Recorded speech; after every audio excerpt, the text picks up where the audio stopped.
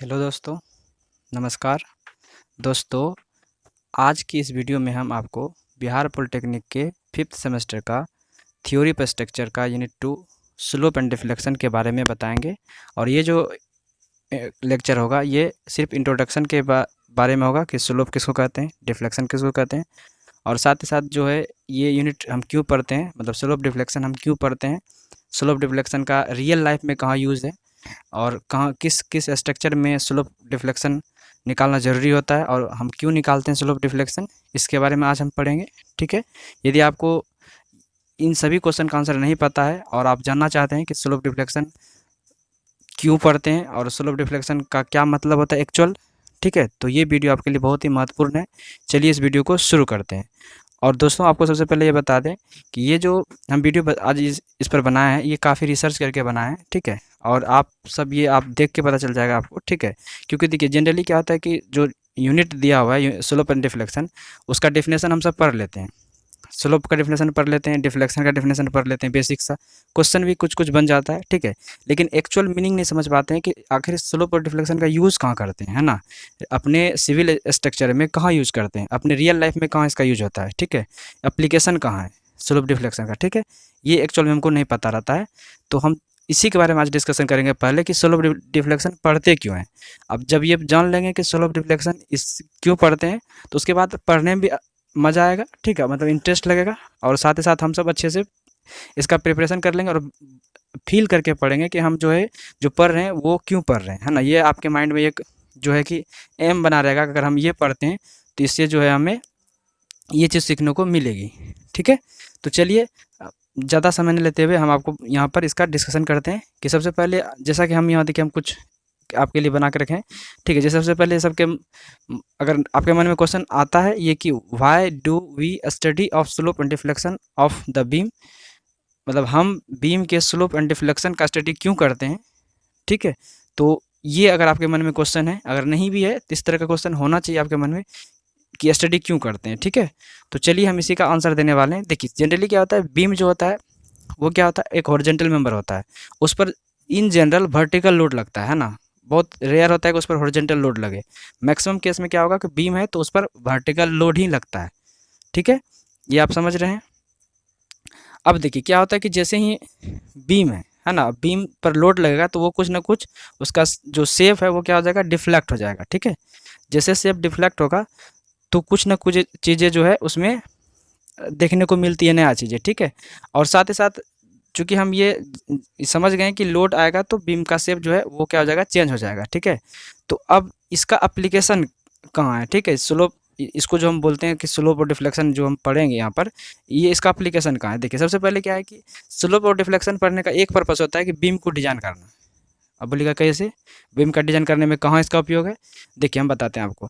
देखिए अगर जो स्लोप है ना, अगर किसी बीम का नहीं मालूम, डिफ्लेक्शन किसी बीम का नहीं मालूम, तो हम ये नहीं कह सकते हैं कि वो बीम जो है जब लोड आएगा उस पर, ठीक है, जब बीम पर लोड आएगा तो वो कितना उसका जो शेप है वो चेंज हो सकता है और वो उसका फेल्योर क्या है ना, वो कब फेल कर सकता है। फेल इन सेंस ये नहीं हुआ कि वो टूट जाएगा तो ही फेल कहेंगे। फेल का मतलब ये होता है कि जब वो उसमें क्रैक आ जाएगा, ठीक है, वो हमारे किसी काम का नहीं रहेगा, तो वो स्ट्रक्चर एक तरह से क्या है, फेल कर गया, ठीक है। तो हम सबसे पहले ये पता करते हैं कि जो हम लोड दे रहे हैं बीम पर उससे क्या, उसमें कितना डिफ्लेक्शन हो रहा है और कितना स्लोप आ रहा है, जिसके जो अलाउबल स्लोप है, जो अलाउबल डिफ्लेक्शन है, क्या उससे ज़्यादा तो नहीं हो रहा है। अगर उससे ज़्यादा हो रहा है तो हम क्या करेंगे, उसका अलग से डिज़ाइन करेंगे, उसका लेंथ विड्थ जो भी चीज़ें हैं उसमें क्राइटेरिया उसको हम चेंज करेंगे, ठीक है। आ रहा है समझ आपको। तो सबसे पहले हम जो है बीम का डिज़ाइन करने के लिए स्लोप एंड डिफ्लेक्शन पढ़ते हैं, ठीक है। दूसरा, अब देखिएगा कहीं कहीं जो है ना, मतलब क्या होता है कि ट्रांसवर्स वेरिएशन होता है, ठीक है।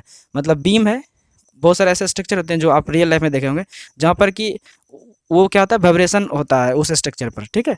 तो वहाँ पर क्या होता है कि हमेशा जो है कि उसका जो मूवमेंट है वो अपवर्ड डाउनवर्ड होते रहता है, ठीक है। तो हम वैसे सब स्ट्रक्चर का जो है स्लोप डिफ्लेक्शन निकालते हैं। और इसके पीछे बस यही कारण है कि जो स्लोप डिफ्लेक्शन अगर हम उसका पता कर लेते हैं तो इससे फ़ायदा ये है कि हम ये पता कर सकते हैं कि वो कितना बार रोटेट करेगा इतना टाइम में, ठीक है, कितना नीचे जा रहा है, कितना ऊपर आ रहा है ना। आपको बताएंगे आगे चल के, आगे क्वेश्चन में भी बताएंगे और हम आपको समझाएंगे आगे, जस्ट इसका फोटो बना के अभी आपको हम थोड़ा सा बता रहे हैं, ठीक है। तो जहाँ पर हम बता दिए, देखिए यहाँ पर लिखा हुआ है, आप देखिए इसको, ठीक है, आप इसको देखिए, यहाँ पर लिखा हुआ है to determine the natural frequencies under transverse vibration, ठीक है।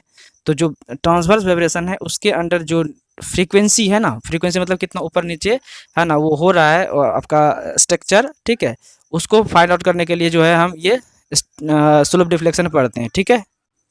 हाँ तो दोस्तों देखिए आगे देखते हैं, अगला क्या है, to design a wooden cantilever plank. जो वुडन कैंटिलीवर प्लैंक है उसको डिजाइन करने के लिए यूज़ करते हैं। और सबसे इंपॉर्टेंट बात, to find out maximum deformation of simply supported beam, cantilever beam, overhang beam, continuous beam, fixed beam, prop cantilever beam, ठीक है, ये और सब जो बीम है, ठीक है, उसके लिए हम क्या करते हैं, डिफॉर्मेशन फाइंड आउट करने के लिए हम क्या करते हैं, स्लोप एंड डिफ्लेक्शन का स्टडी करते हैं, ठीक है। आ रहा समझ में कि वो जो मेरा जैसे कि सिंपली सपोर्टेड बीम है, तो ये इस पर अगर लोड आएगा तो ये कितना ज़्यादा जो है इसमें डिफॉर्मेशन होगा, कैंटिलीवर बीम है इसमें कितना डिफॉर्मेशन होगा, ओवरहैंग बीम है उसमें कितना डिफॉर्मेशन होगा।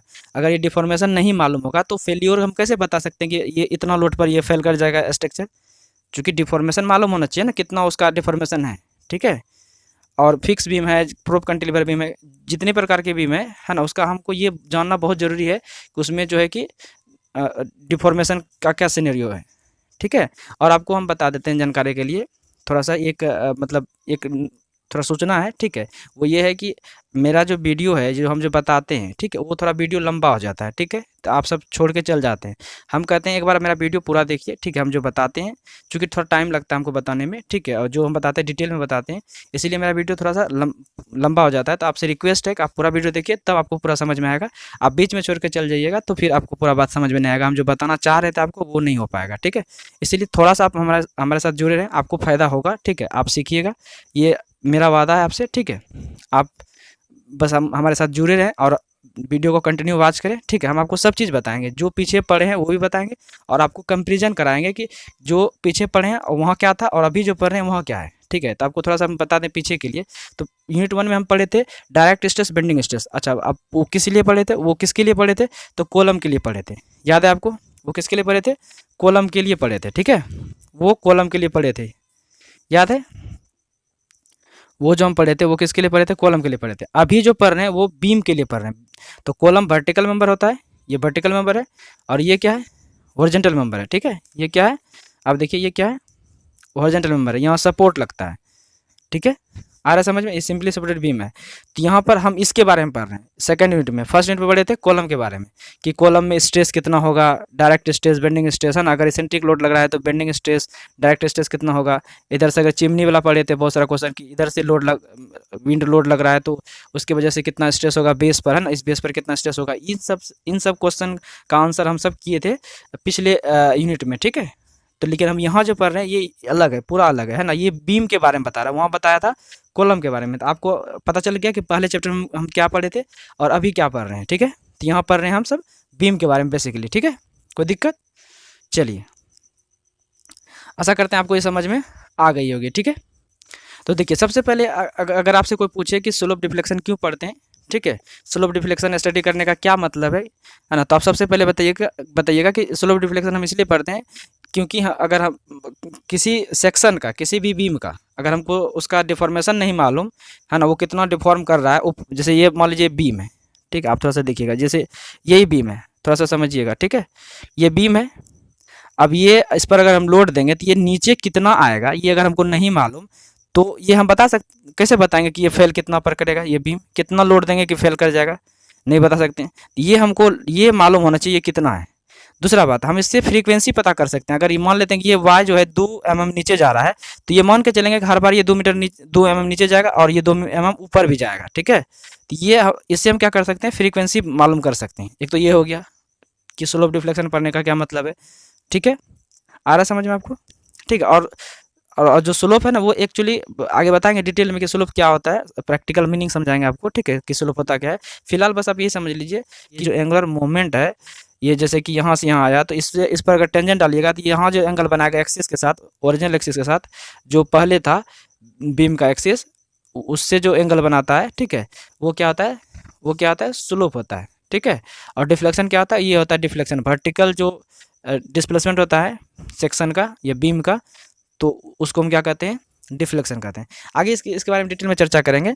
फिलहाल आपको ये बस ये बताएं इस वीडियो में कि स्लोप डिफ्लेक्शन हम क्यों पढ़ते हैं, क्योंकि अगर हमको ये नहीं मालूम स्लोप डिफ्लेक्शन क्यों पढ़ते हैं तो पढ़ने में मजा नहीं आता और क्वेश्चन भी सही से हम नहीं समझ पाते हैं। ठीक है, क्वेश्चन भी कहीं ना कहीं हमसे क्या हो जाता है, मिस हो जाता है। ठीक है, तो आशा करते हैं आपको आप समझ में आ गया होगा कि क्यों क्यों हम स्लोप डिफ्लेक्शन पढ़ते हैं। तो बेसिकली हम इसलिए पढ़ते हैं क्योंकि बीम को डिजाइन करना रहता है, बीम में कितना डिफॉर्मेशन होगा, मैक्सिमम किस लोड पर कितना डिफॉर्मेशन होगा ये मालूम नहीं है बीम में, तो फिर हमारे लिए दिक्कत हो सकता है, क्योंकि हम उसको फिर ये नहीं कर सकते हैं कि कैसे बताएंगे कि फेल कितना लोड पर करेगा। फेल्योर अगर हमको चेक करना है तो बीम का डिफॉर्मेशन मालूम होगा कि इतना लोड देना है तो इतना बीम डिफॉर्म कर रहा है, उसके बाद फेल हो रहा है। ठीक है, मान लीजिए कुछ लोड दिए, सपोज दैट कि मान लेते हैं कि ये बीम है। ठीक है, थोड़ा समझिएगा बढ़िया से, ये बीम है, ये इधर से ऊपर से लोड दिए पॉइंट लोड। अब ये ऑब्वियस बात है कि ये डिफॉर्म होगा। ठीक है, कुछ इस शेप में आएगा। तो अब ये डिफॉर्मेशन जो हुआ है ये कितना हुआ है, ठीक है, ये लोड पर डिपेंड कर रहा है। ज़्यादा लोड देंगे तो ज़्यादा डिफॉर्मेशन होगा, ज़्यादा नीचे जाएगा। ठीक है, तो चूंकि फेल्योर आखिर एक ऐसा लोड होगा जिस पर ये फेल कर जाएगा, ये टूट जाएगा, है ना। तो ये टूटेगा कब, ये ब्रेक कब होगा, या इसमें क्रैक कब आएगा, तो क्रैक तब आएगा। अब जब क्रैक आएगा तो वो लोड हमको मालूम होगा कि भाई इस लोड के आगे हमको नहीं देना इस पर लोड, क्योंकि इसके बाद ये क्रैक हो जाता है। तो अल्टीमेटली हम ये समझ रहे हैं यहाँ पर कि इसमें इसका डिफॉर्मेशन हमको मालूम होना चाहिए। जो ये पॉइंट है यहाँ शिफ्ट किया है, ये पॉइंट यहाँ शिफ्ट किया, सब नीचे किया है शिफ्ट, तो ये हमको मालूम होना चाहिए। ठीक है, तो इसीलिए हम पढ़ते हैं बेसिकली डिफॉर्मेशन पता करने के लिए कि मैक्सिमम डिफॉर्मेशन कितना हो रहा है और जो अलाउबल है क्या उसके अंडर है या नहीं है, मतलब जो लोड आ रहा है अब उससे जो डिफॉर्मेशन आएगा, जो डिफ्लेक्शन आएगा, जो स्लोप आएगा, और जो अलाउबल स्लोप डिफ्लेक्शन है अकॉर्डिंग टू आईएस कोड, क्या उससे उसके अंडर है या नहीं है, क्या उससे ज़्यादा तो नहीं है। अगर उससे ज़्यादा होगा तो फिर हम लोड कम करेंगे। ठीक है, हम चूँकि जब डिज़ाइन करते हैं या लोड अगर ज़्यादा ही है तो हम सेक्शन का साइज़ बढ़ाएंगे। ठीक है, सेक्शन का जो और सब जो क्राइटेरिया है, जो और सब जो पैरामीटर है उसको हम क्या करेंगे, चेंज करेंगे। ठीक है, आ रहा समझ में, जिससे कि वो लोड जो आ रहा था, ज़्यादा लोड था, उसको अब बियर कर लेगा। ठीक है, इसीलिए हमको ये पढ़ना बहुत ज़रूरी है और इसके बारे में जानना बहुत ज़रूरी है। ठीक है, आशा करते हैं आपको ये समझ में आया होगा। अगर यहाँ तक आपको ये समझ में आया है तो आप अगर नए हैं हमारे चैनल पर तो आप हमारे चैनल को सब्सक्राइब कीजिए, लाइक कीजिए और दोस्तों को भी शेयर कीजिए। और नेक्स्ट वीडियो जो है हम इस स्लोप और डिफ्लेक्शन पर लाएंगे कि इसका डेफिनेशन और उसके बाद नेक्स्ट जो है इसका प्रूफ, बाउंड्री कंडीशन, उसके बाद moment double integration method, moment area method, उसके बाद मैकोलॉजी मेथड। ठीक है, उसके बाद नेक्स्ट आगे जैसे जैसे बढ़ेंगे तो बाउंड्री कंडीशन के बाद नोमरिकल आएंगे, इसका सारा प्रूफ करेंगे, थ्योरी को और फिर नोमरिकल। और यदि आप इसका पीडीएफ चाहते हैं जो पढ़ाते हैं तो आप हमारे टेलीग्राम चैनल डिप्लोमा गाइड पर आप जाके जुड़िए वहाँ पर। ठीक है, डिप्लोमा वहाँ पर आप टेलीग्राम में जाके आप सर्च कीजिए डिप्लोमा गाइड, उसमें जाके जुड़ जाइए, वहाँ पर आपको सारा पीडीएफ मिल जाएगा। ठीक है, आप निश्चित होकर वहाँ से पीडीएफ पढ़ सकते हैं, और जो कि पीडीएफ को फ्री ऑफ कॉस्ट है, कोई पैसा नहीं है। ठीक है, आप वहाँ जाके डाउनलोड कीजिए पीडीएफ को और आप सेव करके अपना जो है कि जीरोक्स कर लीजिए उसको, या तो आप मोबाइल में रख लीजिए और उससे पढ़िए। ठीक है, कोई दिक्कत नहीं है। और जो जो मेरा पीडीएफ है, जो आपका नोट बनाए हम आपके लिए, वो क्या है, अकॉर्डिंग टू सिलेबस है। ठीक है, आपको कोई चीज़ फालतू नहीं मिलेगा उसमें, अकॉर्डिंग टू सिलेबस है, सारा फार्मूला, ऑब्जेक्टिव, सब्जेक्टिव सब चीज़ है। ठीक है, और हम आगे आपको बता देते हैं कि ये जो है हम आपको ये बताएंगे कि कैसे बढ़िया नंबर लाया जाए फिफ्थ सेमेस्टर में। ठीक है, और यहाँ पर जो है ऑल सब्जेक्ट का पढ़ाई होती है। आगे जैसे जैसे समय आता है तो हम आपके लिए स्टील का, उसका एस्टिमेटिंग कॉस्टिंग का, इरिगेशन का एंड हाईवे का जो है कि क्वेश्चन हम लेकर आएंगे और उसका थ्योरी लेकर आएंगे, उसका पीडीएफ के थ्रू पढ़ाएंगे और साथ ही साथ आपको समझाते चले जाएंगे। ठीक है, तो अगर आप को चाहिए इस तरह का कंटेंट तो आप हमारे चैनल से जुड़ जाइए और आप हमारे चैनल को सब्सक्राइब कीजिए। दोस्तों को भी बताइए कि उसे भी ये मदद मिल सके, फ्री ऑफ कॉस्ट अगर कहीं पढ़ाई होती है, इस तरह का पढ़ाई होती है तो आप ज़रूर उससे जुड़िए। और हमारा जो लेक्चर है पीछे का वो देखिए जाके, हम यूनिट 1 पूरा ख़त्म किए हैं, थ्योरी, ऑब्जेक्टिव, न्यूमेरिकल फार्मूला सब। ऑब्जेक्टिव जो 90 के आसपास बताएं, 90 क्वेश्चन के आसपास ऑब्जेक्टिव बताएं। ठीक है, आप वहाँ जाके देखिए, सारा लेक्चर है, लगभग 24-25 लेक्चर है। ठीक है, आप वहाँ से जाके देखिए एक एक लेक्चर को। ठीक है, आपको पूरा समझ में आएगा। फिर भी अगर कोई वहाँ पर दिक्कत होता है तो उसी जगह उसी वीडियो के नीचे कमेंट कीजिए, हम आपको वहीं रिप्लाई दे देंगे। अगर इसमें कुछ कन्फ्यूजन है जो अभी वीडियो चल रहा है, ठीक है, तो इसमें भी आपको कोई कन्फ्यूजन है तो आप यहाँ पर कमेंट कीजिए, हम इसका रिप्लाई दे देंगे। ठीक है, आशा करते हैं आपको समझ में आया होगा। ठीक है, यहाँ तक वीडियो देखने के लिए धन्यवाद।